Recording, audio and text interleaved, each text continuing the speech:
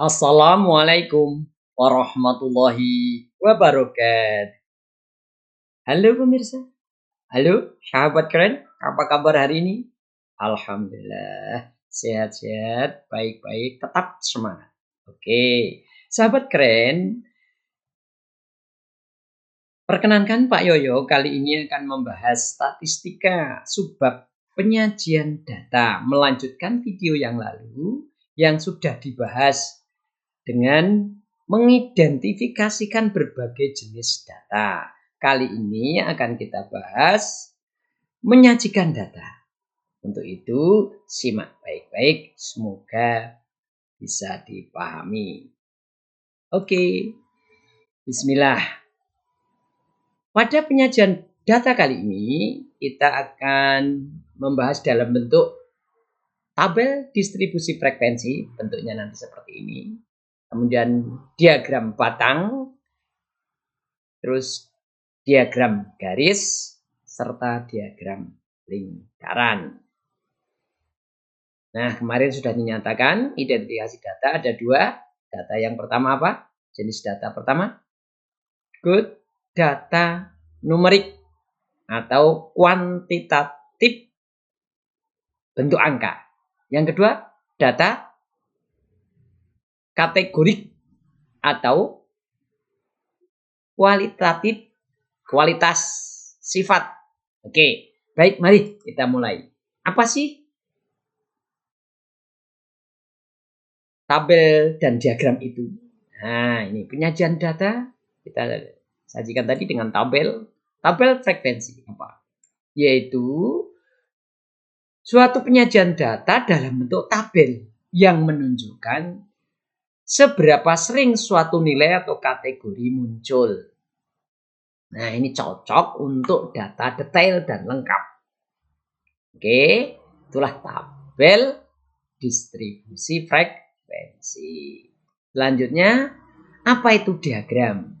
Kalau diagram, kan ada diagram batang, diagram garis, diagram lingkaran. Nah, diagram batang adalah suatu diagram yang menyajikan data menggunakan batang-batang persegi panjang dengan tinggi atau panjang sesuai frekuensi data. Ini sangat cocok untuk membandingkan data antar kategori. Sedangkan untuk diagram garis, yaitu untuk menyajikan data berbentuk garis yang akan menunjukkan perubahan dari waktu ke waktu. Data kontinu atau time series. Oke, begitu cocok untuk perkembangan jumlah penduduk, perubahan suhu harian, pertumbuhan tanaman, perubahan data seiring waktu. Nah, sekarang diagram lingkaran. Apa sih diagram lingkaran itu? Yaitu suatu diagram yang menyajikan data secara proporsional dalam bentuk lingkaran yang dibagi menjadi beberapa bagian sektor.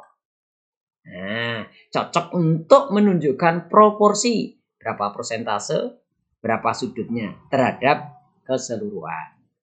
Baik, mari kita simak contoh-contohnya. Oke, ini sudut yang proporsi bagian nanti akan dibahas di dalam lingkaran. Contoh yang pertama.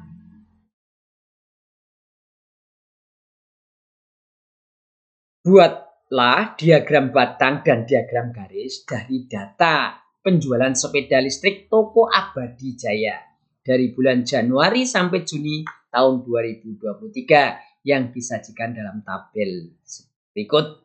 Ini tabelnya. Bulan Januari banyaknya penjual 8 unit, Februari 15 unit, Maret 10 unit, April 12 unit, Mei 20 unit, Juni 25 unit. Nah, ini disebut tabel frekuensi. Ada frekuensinya, ada banyaknya penjualan pada bulan. Nah, bagaimana kalau dinyatakan dalam diagram batang? Apa tadi diagram batang?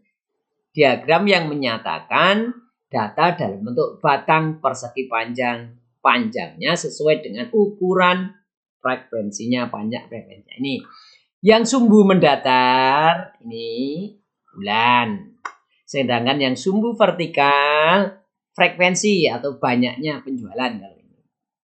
Nah, ini harus intervalnya ini sama, lebar daripada persegi panjang ini harus sama.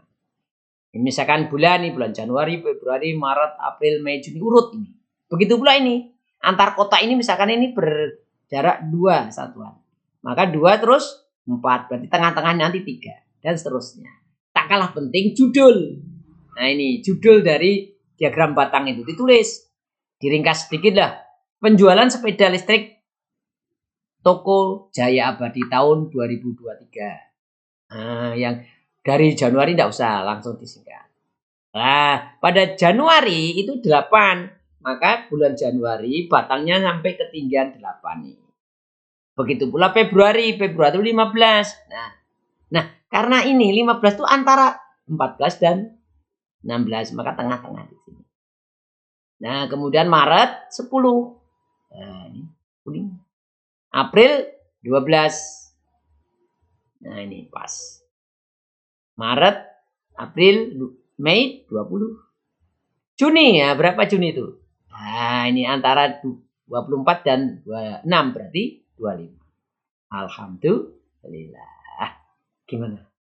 Ya, ingat dalam menulis diagram judul. Nah, ini judul harus ditulis. Kemudian sumbu mendatar. Menyatakan kalau dalam koordinat kartesius itu sumbu X, terus sumbu Y gitu. Oke, gimana kalau dinyatakan dalam diagram garis? Coba, mari. Soal tadi akan dinyatakan dalam diagram garis. Hampir sama, harus ada judul, ada sumbu X, sumbu Y. Datarnya bulan, vertikalnya frekuensi. Nah, pada Januari hanya dalam bentuk titik. Januari 8, berarti titik. Nah, di sini titik. Tek. Nah, halo kok. Nah, nanti dulu. Nah, ke sini dulu. Februari 15. Nah, Maret 10 titik. Kemudian April 12, garis ke atas dekat pada ketemuan 12. Nah, sama koordinat menemukan titik.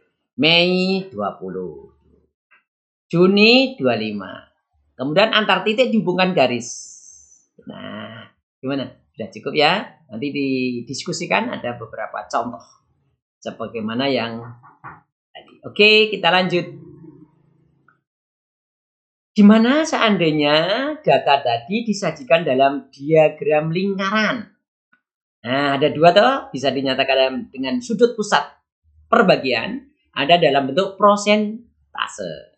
Bagaimana kalau dinyatakan dalam sudut pusat?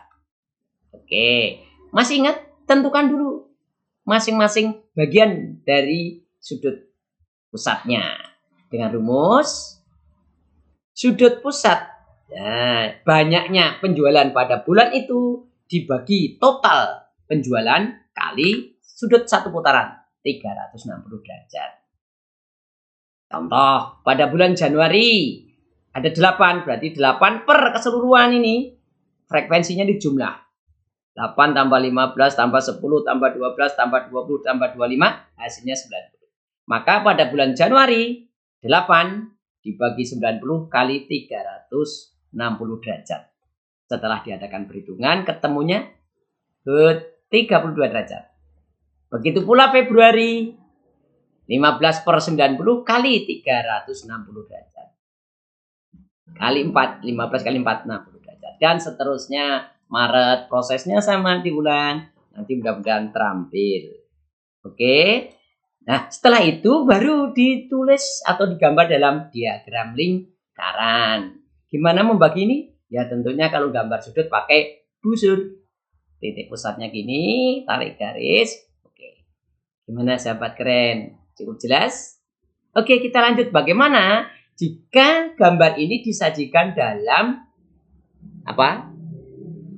Diagram lingkaran kali dalam bentuk prosentase. Bedanya hanya tinggal kalau sudut kali 360 derajat satu putaran, kalau prosentase kali 100%. Nah, sama 8 per 90 kali 100% dan seterusnya. Nah, baru digambar dalam diagram lingkaran. Oke? Cukup jelas? Ya, alhamdulillah. Mari kita tutup dengan baca